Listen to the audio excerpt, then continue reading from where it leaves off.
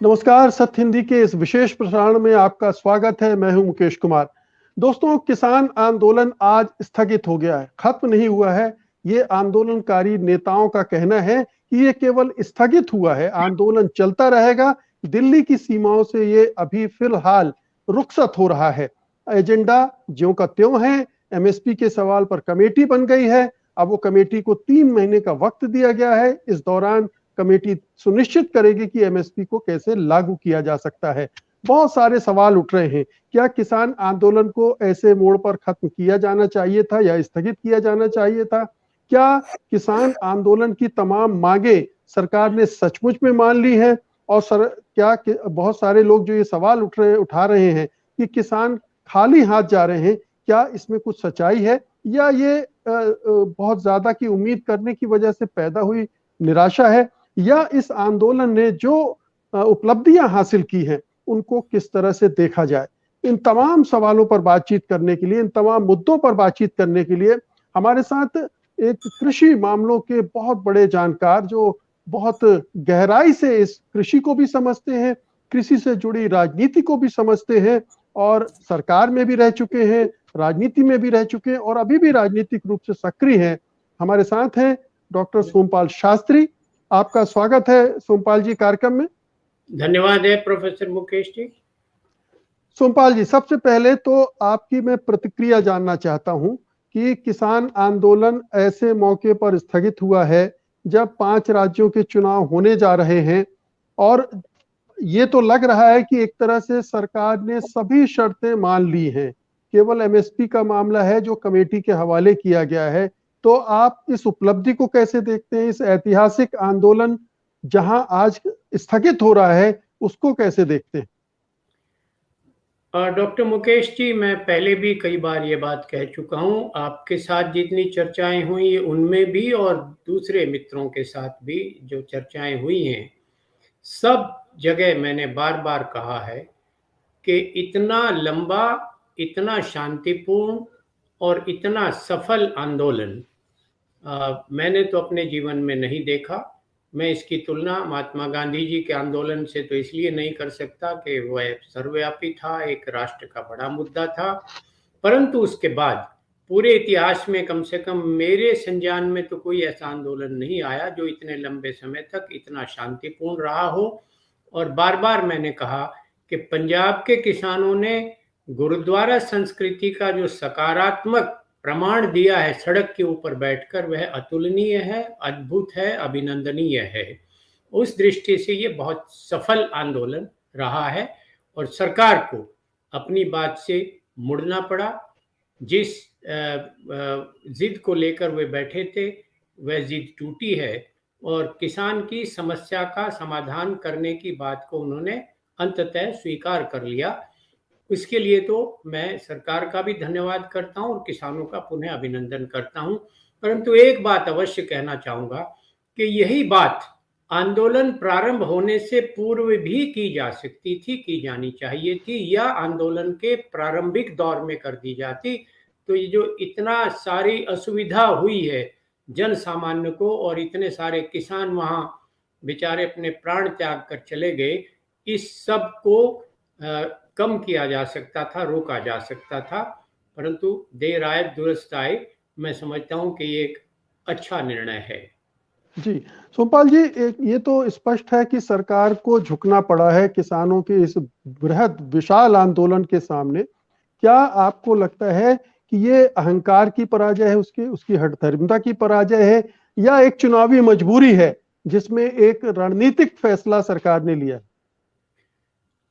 चुनावी मजबूरी तो निश्चित है ही, परंतु ये भी साथ है कि जो मैंने पहले ही कह चुका हूं कि जो उनकी जिद थी, जो अहंकार था, और ये समझते थे कि हमने तो जो निर्णय कर दिया हम उससे कभी वापस मुड़ते ही नहीं, उस अहंकार की पराजय है। दोनों पक्ष हैं और दोनों तत्व इसमें स्पष्ट दिखाई दे रहे हैं। जी सोमपाल जी, ये जो जीत है किसानों की, ये उपलब्धि है, इसको अगर पूरे कृषि के उसके संदर्भ में देखा जाए, जो कृषि की हालत है और जो जिस तरह से किसान बटे हुए थे, उनको संगठित होकर आए हैं, इस लिहाज से उस उपलब्धि को किस तरह से देखेंगे आप कि कोई बड़ा परिवर्तनकारी परिदृश्य आप उभरता हुआ देख रहे हैं? निश्चित रूप से देख रहा हूं, क्योंकि यदि कृषि के इतिहास को हम संक्षेप में देखें मुकेश जी, तो जो स्वतंत्रता से पहले की कृषि थी, चाहे वो मुगल समय की हो या ब्रिटिश शासन के काल की हो, उसमें किसानों का सतत शोषण होता रहा था। और कुछ एक प्रदेश या कुछ क्षेत्र ऐसे थे जिसमें विशेषतः उस समय का पंजाब, जो आज पाकिस्तान का पंजाब है, और हमारे भारत का पंजाब और हरियाणा और हिमाचल के हिस्से, जहां चौधरी छोटू राम के नेतृत्व में किसानों के कल्याण के लिए बहुत सारे कानूनी और दूसरे सुधार हुए थे, उसको छोड़कर किसान का शोषण होता रहा। आज़ाद भारत के समय सबसे बड़ी समस्या हमारी खाद्य समस्या थी। अमेरिका से हमको आयात करना पड़ता था PL 480 कानून के तहत। वह सहायता भी 1966 में बंद हो गई थी पाकिस्तान के साथ युद्ध के बाद। बहुत बड़ा संकट आया था, फिर हरित क्रांति के बीज बोए गए, उससे जो सफलता मिली, तो किसान का कोई मामूली योगदान नहीं है भारत की अर्थव्यवस्था में। और मैं ये बात बार बार कहता रहा हूँ कि चाहे जनसंख्या के निर्भरता के अनुपात को आप देखें, रोजगार के अनुपात को देखें, और भारत के सकल घरेलू उत्पाद में कृषि के योगदान को देखें, निर्यात में उसके योगदान को देखें, और जो विनिर्मित उत्पाद और दूसरे घटक हैं अर्थव्यवस्था के, सेवा जैसे, उनकी जो मांग है वो कृषि के क्रय शक्ति, किसान की क्रय शक्ति के ऊपर आधारित है।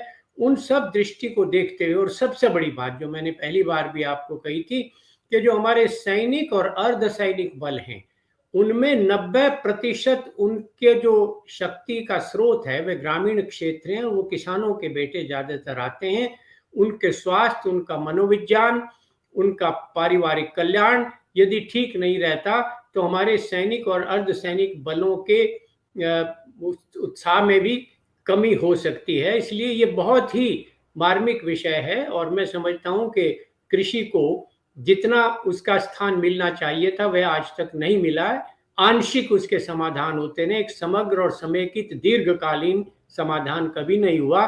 उस दिशा में यह शुरुआत हुई है, इसलिए मुझे बहुत प्रसन्नता हो रही है कि आखिरकार सरकार को यह बात समझ में तो आई। जी, सोमपाल जी, हम ये बात कर रहे हैं कि किसानों ने क्या हासिल किया। आपको क्या लगता है, क्या हासिल होने से रह गया जो हो सकता था? क्या आपको लगता है कि MSP पर थोड़ा और डटे रहना चाहिए था किसानों को, और MSP को जो लीगल गारंटी की बात थी वो मनवाकर ही स्थगित करना चाहिए था आंदोलन? मुझे ये मेरी समझ में ये है मुकेश जी, कि जितना किसानों ने कर दिया वह पर्याप्त है, और मुझे लगता है कि अब इस दबाव में सरकार को यह करना पड़ेगा और करना चाहिए। मैं तो कहता हूं कि बिना दबाव के भी करना चाहिए, केवल इसलिए नहीं कि वो किसानों के दबाव से या झुककर करे, बल्कि एक सदाशयी और सकारात्मक दृष्टिकोण अपनाकर करना चाहिए। क्योंकि भारत की अर्थव्यवस्था, जैसे मैंने कहा, चाहे वो विनिर्मित उत्पादों की मांग हो या सेवा के क्षेत्र के उत्पादों की मांग हो अथवा निर्यात में योगदान की बात हो, कृषि के योगदान को कम आंक कर देखा गया है। किसानों की यह बहुत बड़ी सफलता है कि राष्ट्र के समक्ष और नीति निर्धारकों के समक्ष उन्होंने इस बात को रेखांकित कर दिया बिना किसी संदेह के कि किसान और ग्रामीण कल्याण के बिना अर्थव्यवस्था की प्रगति और भारत के समृद्धि का सपना बेकार है। जैसा कि चौधरी चरण सिंह जी कहा करते थे कि भारत की प्रगति का रास्ता गांवों, खेतों और खलिहानों से होकर गुजरता है, वह आज भी इतना ही सत्य है। इसलिए बहुत बड़ी उपलब्धि मैं इसको मानता हूं, और ज्यादा इसमें जिद करने के बजाय जब सरकार ने यह बात स्वीकार कर ली तो मैं उसे सुखद परिणति इस आंदोलन की मानता हूं। जी, सोमपाल जी, बहुत सारे लोग सरकार की मंशा पर, नियत पर संदेह कर रहे हैं। उन्हें लग रहा है कि चुनाव थे इसलिए सरकार ने 2 कदम पीछे खींच लिए हैं। लेकिन ये सरकार का जो रुख है, और प्रधानमंत्री अपने संबोधन में भी कह चुके हैं कि कानून तो बहुत बढ़िया थे, हम छोटे किसानों की मदद करना चाहते थे, लेकिन हम कुछ किसानों को समझा नहीं पाए। तो ये एक ऑप्शन सरकार के सामने खुला हुआ है, और क्या आपको लगता है कि कुछ समय बाद सरकार फिर लौटेगी उसी तरह के कानून, कुछ थोड़े बहुत फेरबदल के साथ, कुछ दूसरे तरीकों से, राज्यों के स्तर पर जहां उनके सरकारें हैं उनको थोप कर ये प्रक्रिया कर सकती है, वो आगे बढ़ सकती है इस दिशा में। यदि सरकार ने अब इसमें कोई और किसी प्रकार की बात की और इस तरह की, जैसी आप बात कर रहे हैं, कोई और चालबाजी या कुछ किया और इसको स्थगित करके और आधे अधूरे काम किए, तो ये महंगा पड़ सकता है। क्योंकि जहाँ तक चुनाव का सवाल है, भारत में तो अब चुनाव प्रतिवर्ष होते हैं, कभी किसी राज्य का, कभी किसी राज्य का। और आप ये भी देखेंगे कि आज सबसे बड़े राज्य उत्तर प्रदेश का, और सबसे महत्वपूर्ण किसान आंदोलन की दृष्टि से सबसे महत्वपूर्ण होकर उभरे पंजाब राज्य का, हिमाचल उत्तराखंड के, ये चुनाव तो हैं ही। पर इसके तुरंत बाद 23 के अंत तक तो फिर लोकसभा का चुनाव भी आने वाला है।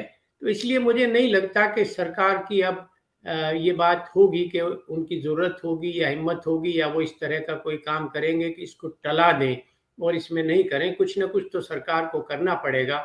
एक बात से मुझे ज़रूर निराशा होती है कि इनके नीति निर्धारकों के कई वक्तव्य, जैसे कि आज ही टाइम्स ऑफ इंडिया में एडिटोरियल पेज पर लीड आर्टिकल है जो उनके नीति आयोग के पुराने उपाध्यक्ष प्रोफेसर पानगढ़िया है। तो इतनी अनावश्यक बातें और इतनी गलत अवधारणाओं के ऊपर आधारित है कि मुझे अफसोस होता है कि इनको इतने विश्वविख्यात अर्थशास्त्री का पद और इस जगह के प्रोफेसर ये करते क्या हैं। इसी प्रकार इससे भी ज्यादा निराशाजनक, उससे तो मुझे देखकर बहुत ही अंदर से जलन हुई और बुरा महसूस हुआ। भारत सरकार के मुख्य आर्थिक सलाहकार का एक लेख निकला है टाइम्स ऑफ इंडिया में, वो दूसरे नंबर पर है, इसी पर संपादकीय पेज पर, 2 दिसंबर का, आप उसे देखिए। उसमें उन सुब्रमण्यम श्रीमान जी ने, जो मुख्य आर्थिक सलाहकार, मैं दोबारा कह रहा हूं, उन्होंने अनाज और खाद्यान्न की उपमा दी है अखबार से, और उसकी उपमा देकर उदाहरण दिया कि यदि किसी अखबार का न्यूनतम समर्थन मूल्य तय करें तो क्या होगा। आप जानते हैं कि अखबार एक बार छपने के बाद पढ़ा जाए अथवा नहीं पढ़ा जाए, वह रद्दी की टोकरी में जाएगा। और खाद्यान्न लोगों का पेट भरता है, उनको पोषण देता है, ये जीवनदायक पदार्थ है। उसकी उपमा उससे देना, किसने उनको अर्थशास्त्री बना दिया, किसने प्रोफेसर बना दिया। एक मूल सिद्धांत अर्थशास्त्र का, जो 9वीं कक्षा में पढ़ने वाले अर्थशास्त्र को पता है कि एक वस्तु उपयोगी है, एक अनुपयोगी है। अखबार केवल तब तक उपयोगी है जब तक वह पढ़ा जाए या उसकी उस दिन की तारीख हो या कोई उसमें लेख हो, अन्यथा छपने के बाद वो रद्दी की टोकरी में जाता है। उसकी अन्न से, खाद्यान्न से तुलना करना, किसने उनको अर्थशास्त्री बना दिया और किसने उनको नियुक्त किया। और मुझे तो समाचार पत्र, जो मूर्धन्य पत्र है भारत का, टाइम्स ऑफ इंडिया, मेरा तो मन हो रहा था उन्हें लिखूं कि आपने उसको स्थान कैसे दे दिया। कुछ तो अपनी अकल लगा लिया करो भाई, कहीं तो अपना विवेक इस्तेमाल किया करो। जी, ये सब तो गोदी मीडिया के हिस्से हैं। जी, ये उसी गोदी मीडिया के हिस्सा हैं जो किसानों के खिलाफ भी लगातार परोक्ष रूप से प्रचार करते रहे हैं।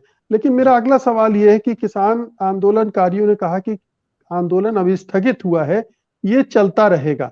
ये चलता रहेगा वाली बात हमारी समझ में नहीं आ रही कि ये चलता रहेगा तो किस तरह से चलेगा, किन चीजों के लिए चलेगा, कहाँ चलेगा, कौन लोग चलाएंगे। ये तो जो आंदोलनकारी हैं और उनका नेतृत्व है और जो उनकी समन्वय समिति है, वही बता सकते हैं कि इसके बाद आंदोलन का क्या आकार, क्या प्रकार, क्या स्थान, क्या स्थल होगा।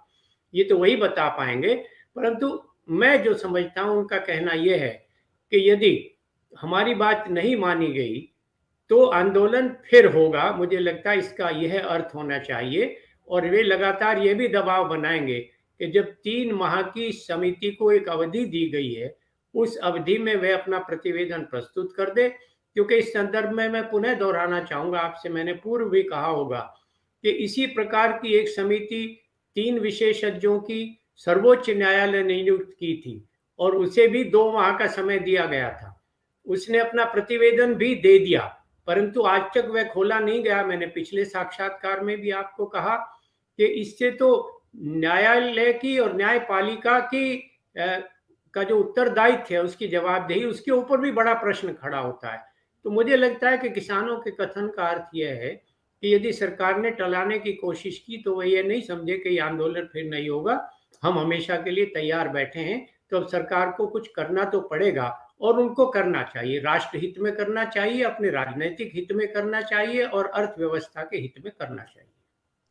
सोमपाल जी, मैं ये जानना चाहता हूँ कि जब ये आंदोलन धीरे धीरे बढ़ता गया तो आंदोलन के बहुत सारे नेताओं ने कहा कि अब ये आंदोलन 3 के काले कानूनों को वापस लेने का आंदोलन नहीं है, ये एक बड़ा आंदोलन बन गया है और इसका एजेंडा भी अब बड़ा हो गया है।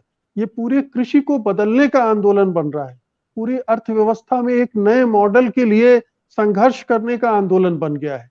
तो ये मांगे जो फौरी मांगे थी वो तो लगता है पूरी हो गई और एमएसपी का अभी तय हो जाएगा। लेकिन क्या अब इस पूरे जो इतना संगठित तौर पे एक किसान सामने आए हैं, इसे एक प्रेशर ग्रुप के रूप में अपने आप को बनाए रखना चाहिए और बाकी जो समस्याएं हैं कृषि की, चाहे वो कर्जा माफी की हो, चाहे जो उचित मूल्य उन्हें अपनी उपज का मिलना चाहिए वो है, या दूसरी समस्याएं हैं, उन पर फोकस करते हुए संघर्ष को और आगे ले जाना चाहिए। जो मूल तत्व है अर्थव्यवस्था का, वे तो किसी भी, चाहे उसकी किसी की व्यक्ति की मजदूरी हो अथवा उसके द्वारा पैदा किया हुआ उत्पाद हो, चाहे वह कृषि का हो अथवा किसी का, उसको यदि उसका समुचित मुआवजा नहीं मिलता, उसका मूल्य नहीं मिलता, तब समस्या खड़ी होती है। ऐसा तो हो नहीं सकता कि सरकार सबके घर में जाकर सबकी समस्या को हल कर दे। व्यक्ति को स्वयं कर्म करना पड़ता है, उसे श्रम करना पड़ता है, जो भी उसके पास संसाधन है उनका बेहतर से बेहतर उपयोग करना पड़ता है। अर्थशास्त्र की मूल परिभाषा भी यही है कि सीमित संसाधनों का वैकल्पिक उद्देश्यों के लिए अच्छे से अच्छा उपयोग कैसे किया जाए, अर्थशास्त्र इसी को तो कहते हैं। परंतु जो मूल समस्या है किसान की वह यही है कि ये एक ऐसा पेशा है जिसमें आय का सतत स्रोत नहीं होता, कोई कंटिन्यूअस स्ट्रीम ऑफ इनकम नहीं होता। फसल की तैयारी करने से लेकर और फसल कटने तक, चाहे उसकी जुताई हो, चाहे बिजाई हो, या उसके लिए आदान, बीज और खाद और दूसरी चीजें खरीदनी हो, दूसरी क्रियाएं करनी हो, खरपतवार का नियंत्रण करना हो, उसके ऊपर दवा छिड़कनी हो, सिंचाई करनी हो, गुड़ाई करनी हो, उसको काटना हो और उसको बिक्री के स्थल तक ले जाना हो, उसके ऊपर खर्चे सब चलते रहते हैं और परिवार के भी सारे व्यय चलते रहते हैं। किसान की कठिनाई है कि जिस समय फसल आती है, सप्लाई सारी उसी समय आ जाती है, जिसको अर्थशास्त्र की भाषा में टेम्परेरी ग्लट कहते हैं। एक अस्थाई अतिरिक्त सप्लाई हो जाती है जितनी उस दिन मांग नहीं होती। तो किसान की जो बार्गेनिंग पावर है, सौदा करने की क्षमता, वह कम होती है। इसीलिए यही नहीं, पूरे विश्व में किसान की यही अवस्था है कि जो उसे दाम मिले उस पर बेचना पड़ता है।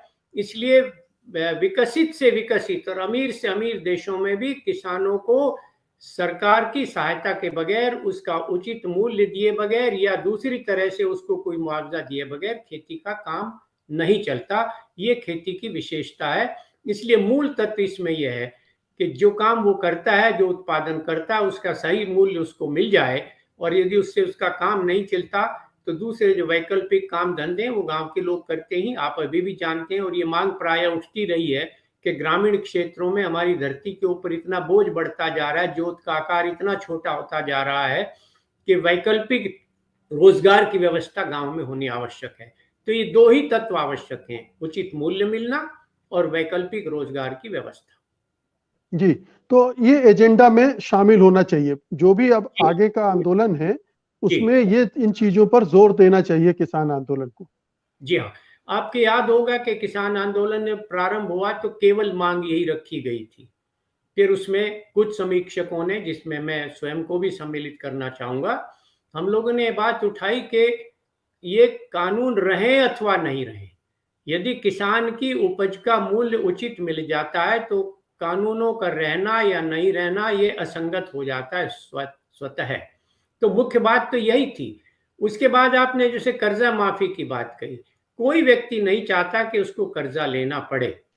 कर्जा लेकर उसका उत्पादक उपयोग हो, जैसे कि उद्योग में होता है, व्यापार में होता है, पूंजी एक व्यक्ति के पास उतनी नहीं होती, और जो जमा राशि करते हैं लोग बैंकों में, उसको पूंजी के तौर पर इस्तेमाल करके और अपना उत्पादन बढ़ाना, अपनी आर्थिक समृद्धि करना और समय से उसको वापस करना प्रत्येक व्यक्ति चाहता है।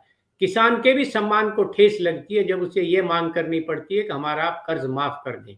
परंतु क्योंकि उसकी विवशता होती है, दूसरी व्यवस्थाएं जो हैं वो उस तरह की उतनी अच्छी नहीं है, जिनके कारण उसको मजबूरी में कर्ज माफी की बात कहनी पड़ती है। इसकी आवश्यकता पड़नी नहीं चाहिए यदि कृषि की अर्थव्यवस्था को सही से सुधार दिया जाए और उसके उपाय उपलब्ध हैं। उसका केवल एक ही शर्त है कि सरकार उस समग्र और समेकित नीति के निर्माण की ओर ध्यान दे, जो अब तक नहीं दिया गया। एक संकट होता है, उसका आधा अधूरा और फौरी इलाज करके फिर सरकारें बैठ जाती हैं। इस सरकार ने भी यही किया है। मुझे लगता है कि इस आंदोलन के बाद सरकार को यह एहसास हो गया होगा कि एक समग्र और समेकित और दीर्घकालीन नीति बनाई जानी चाहिए किसान की अर्थव्यवस्था को सुधारने के लिए। जी, अब मैं चाहता हूँ थोड़ा इसके राजनीतिक पक्ष पर आप रोशनी डालें कि ये पूरे आंदोलन को उत्तर प्रदेश और उत्तराखंड के चुनाव के संदर्भ में भी खास तौर पर देखा जा रहा था। अब जबकि ये आंदोलन स्थगित हो गया है, तो जो फिजा उत्तर प्रदेश में खास तौर पर बनी थी इस आंदोलन की वजह से, उसमें कितना बदलाव होगा? क्या अब किसान आंदोलन उस तरह से चुनाव परिणामों को प्रभावित करने की स्थिति में होगा, या बीजेपी के लिए अब एक एडवांटेज स्थिति बन गई है कि अब किसान खामोश हो जाएंगे और वो गांव-गांव में घूमकर अपनी जो भी रणनीति है जात पात की, धर्म की और अफवाहों की, उससे वो फिर से अपनी जड़ें वापस जमा लेगी? आंदोलन के जहां तक राजनीतिक प्रभाव का सवाल है मुकेश जी, बार बार ये बात आ चुकी है सभी चैनलों में, मैं भी बार बार कहता रहा हूं कि जितना डैमेज होना था राजनीतिक वर्तमान सत्ता पक्ष को, वह तो हो गया।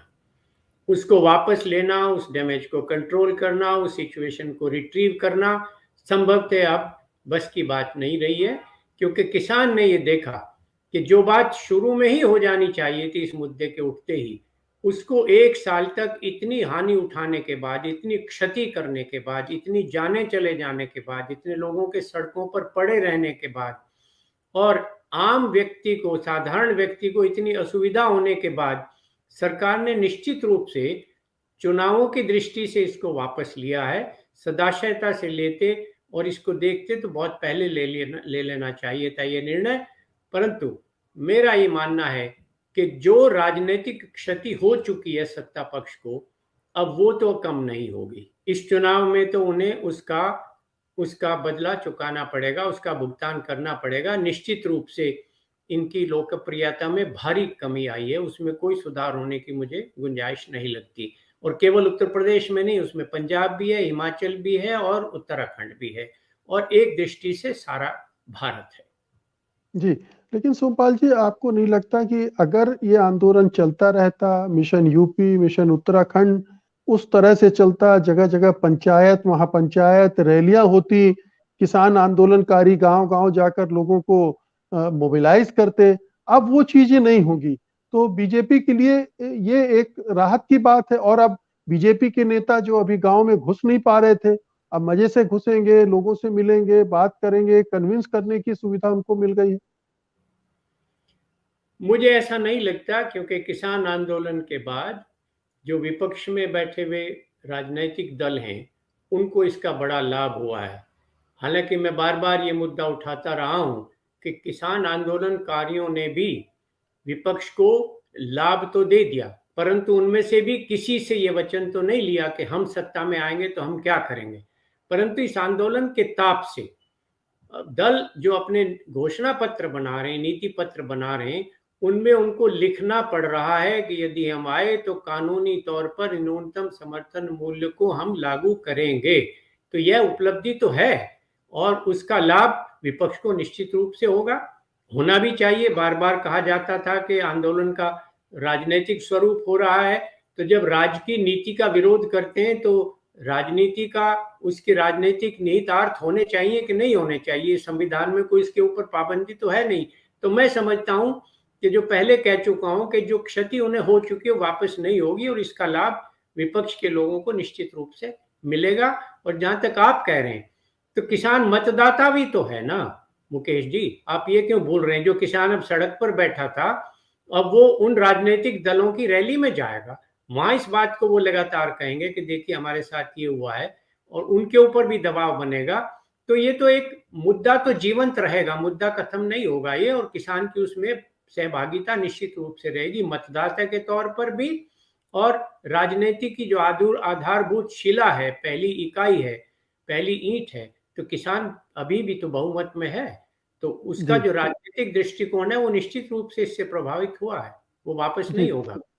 जी, आपसे पहले बातचीत होती रही है और गन्ना किसानों की समस्याओं पर भी चर्चा हुई है।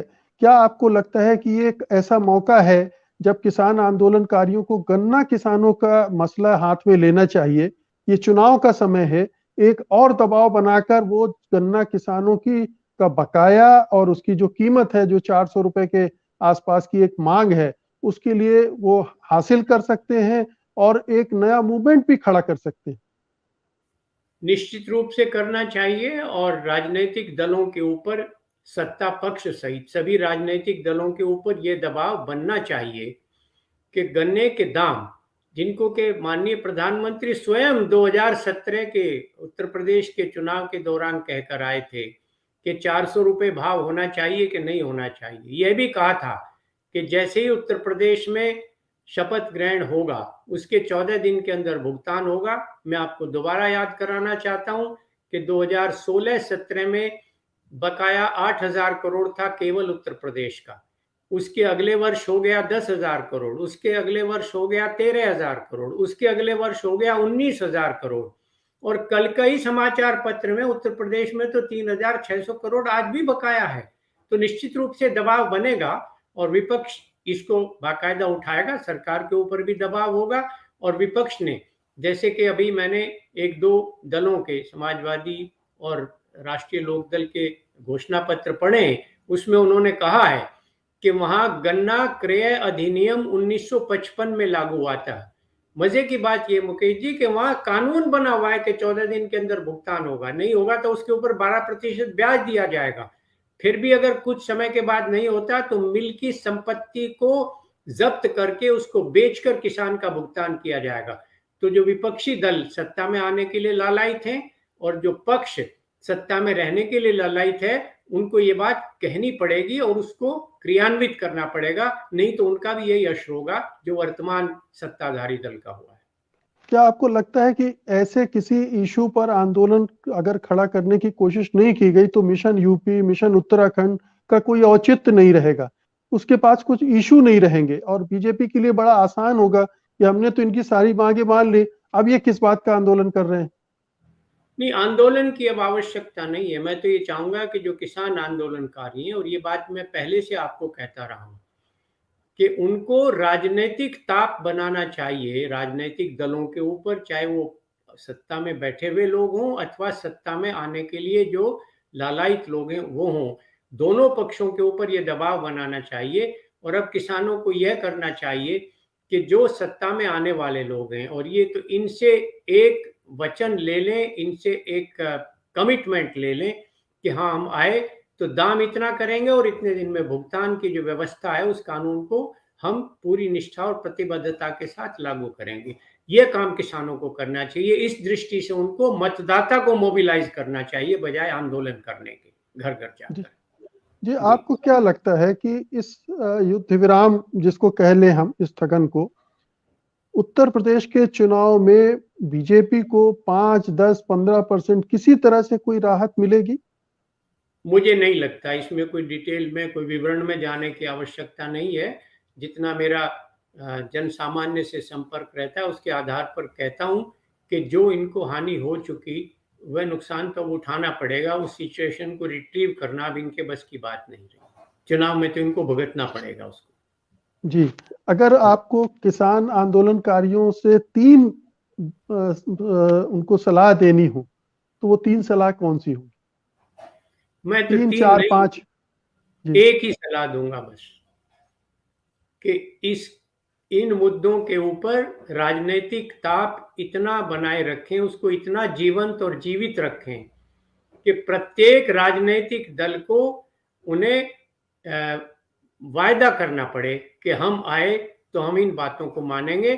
यही एक है, अपना एक मैनिफेस्टो बनाकर किसान लोग राजनीतिक दलों के सामने रखें और उसके पक्ष में मतदाता को मोबिलाइज करें। केवल एक ही काम करें, बस अपना मैनिफेस्टो बनाएं एक, और उसका प्रचार करके मतदाता को उसके पक्ष में खड़ा करें, जिससे राजनीतिक दलों के ऊपर दबाव बने कि उनकी क्रियान्विति बाद में हो। चूंकि आप उत्तर प्रदेश की राजनीति से वर्षों से जुड़े रहे हैं, मैं थोड़ा सा जिज्ञासु होकर आपसे जानना चाहता हूं कि इतने बड़े पैमाने पर अखिलेश यादव की रैलियों में लोग क्यों आ रहे हैं? मतलब अखिलेश यादव कोई नए चेहरे नहीं है, उनसे क्या उम्मीद है? वो 5 साल सरकार में रह चुके हैं, जिस तरह से सरकार उन्होंने चलाई है वो भी लोगों को पता है। फिर क्या वजह है कि इतनी बड़ी तादाद में लोग जुट रहे हैं? मुकेश के लिए अखिलेश का सवाल नहीं है।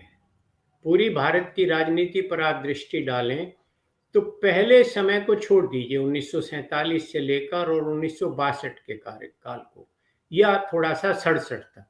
67 के बाद आपने लगातार देखा है कि भारतीय जनमानस जो भी उस समय सत्ता में रहता है, जो उससे अपेक्षाएं होती है, जब वे पूरी नहीं होती तो एक निराशा जन्म लेती है, और उसका प्रतिकार करने के लिए मतदाता दूसरे पक्ष को मतदान करता है।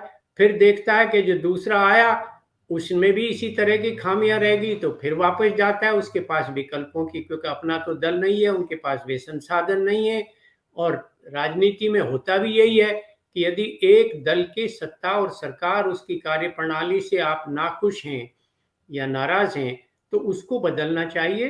तो आज अखिलेश जी को उसके विकल्प के रूप में लोग देख रहे हैं कि जो वर्तमान सरकार ने, क्योंकि इनको 2 कार्यकाल दे दिए गए केंद्र में, और दोनों में वही बात एक ही तरफ चलती गई, जो भी वायदे किए थे वो पूरे नहीं किए, चाहे वो गन्ने की बात हो, चाहे किसान के समृद्धि की बात हो, आय दोगुनी करने की बात हो, स्वामीनाथन आयोग की सिफारिश लागू करने की बात हो।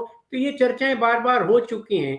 इतने जोर से दावा किया था 2014 के अभियान में, फिर सुप्रीम कोर्ट में शपथ पत्र दाखिल कर दिया कि ये संभव नहीं है, 18 में झूठा दावा ठोक दिया कि हमने लागू कर दिया। तो ये सब परिदृश्य सामने है किसानों के और मतदाताओं के, इसलिए उनकी तो मजबूरी है। अब वे देख रहे हैं कि दूसरे आए हैं, वे कह रहे हैं हमारा मत लेने के वो लालच में हैं, तो निश्चित रूप से हम उनकी तरफ जाकर देखते हैं।